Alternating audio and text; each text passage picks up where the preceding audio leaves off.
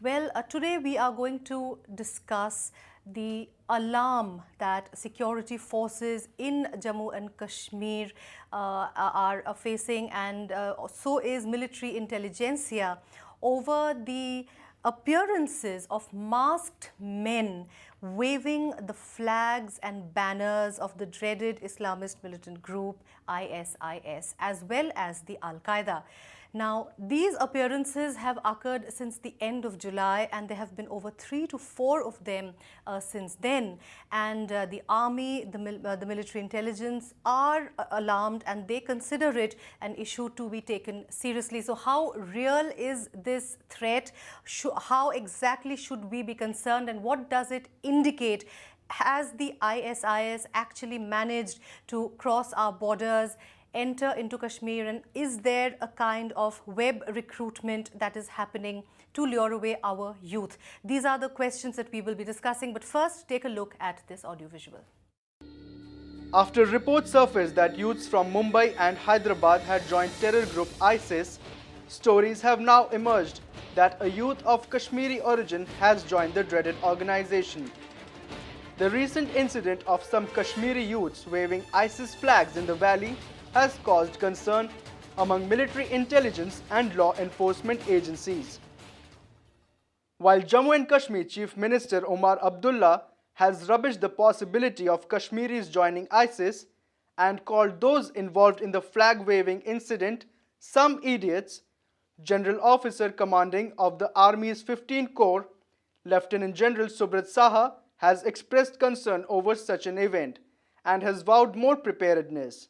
In a recent interview to PTI, he said, quote, "There have to be concerted efforts to secure the future of the youth, ensure their right to prosperity.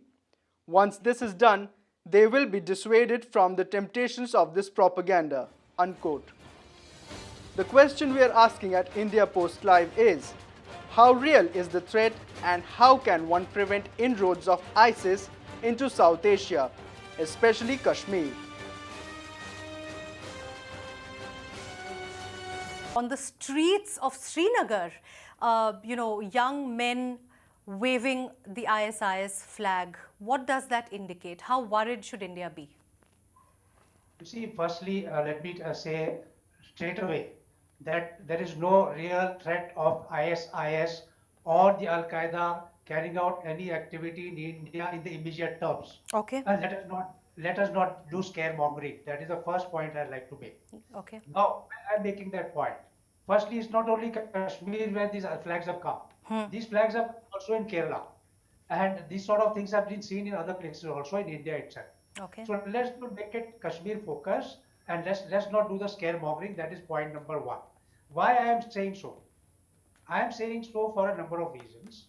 Firstly, the Al Qaeda and the ISIS has not no ideological congruence with the militancy in Kashmir. See, we have to understand the objective of ISIS, Okay. which is Islamic State, Yes. right? And this has been, prevalent in Kashmir not from today. It has been there since centuries. If you understand the Islamic State, I don't think Kashmir is left with any other religion other than the Muslims. Okay. That is Islam. Okay. So therefore, and whatever was left is that was removed 25 years back. So as of now, you can say it is already a Muslim state or an Islamic state. Okay. Now another point which I would like to sort of say is, which is Hurriyat Fellow Jilani.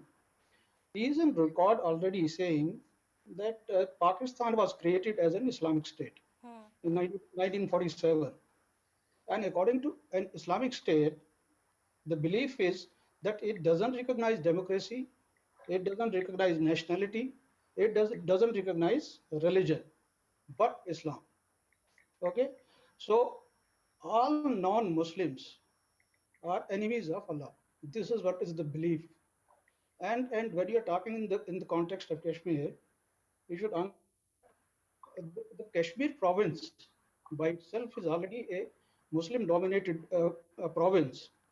where this thing has been prevalent not from today. I mean, don't look at from that perspective. Okay, so you're saying it was just a normal protest against Israel's attack on the Gaza Strip. Is that what you're saying? It is just a kind of solidarity gesture. Solidarity. I wouldn't call it threat to India. You wouldn't call it a threat to India. Okay. Omar Abdullah today has, made a statement saying these people who are holding the flags have no militancy record. Yes. Now, that statement is a little strange because, everyone at one point of time does not have a militancy record. What ISIS is basically to the world today is what the Americans have called it. They have tried to make jihad look cool. So, with all this merchandise, mugs and T-shirts and things like that. Now, this particular flag raising incident comes in the wake of this Tehrik-e-Taliban people in Pakistan raising support for the ISIS. Now, it's true. ISIS is not going to come into India immediately and then fight. But then also there's a lot of growing activity within the region today. If you read the Al Qaeda's magazine that was released yesterday, it makes specific calls, and there's a call in Kashmir also which they have made. See how far they're successful or not is one part of it. That our security agencies are better equipped to deal with it. But the fact is that there's this congregation of so many militant groups which are coming in there. And now, ISIS, the flag being raised in Kashmir is now it's just another pointer, of things to come. Now, what happens is with the ISIS, the brutality which they have shown out there, and the fact that they've proven that they've been able to beat a certain part of the establishment in Iraq is what is the worrying symbol, and which is giving a lot of these, radical youth a lot of hope that, if these people come in here, then, they could replicate something very similar, because there has been an attempt by, a lot of these Pakistan militant groups to overthrow the establishment and then, declare Azad Kashmir as what they call it.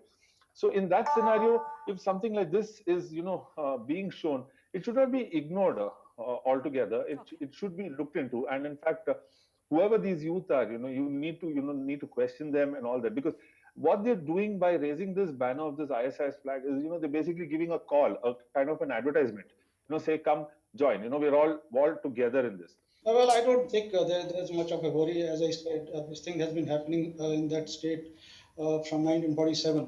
Right. There's nothing, this is, not very alarming, as I said.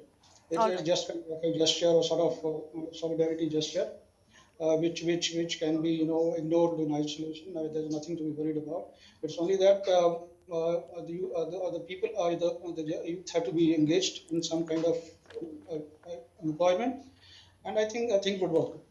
Terrorism is attractive because it is romantic. Though the end result of terrorism is the worst violence you can see. So there is nothing actually romantic about terrorism. And these people are, yes, I agree with you, they are getting attracted by this. Yes. So it's our duty now to not start sending the police after them. That is, I'm most worried, because that's not the way to handle this thing.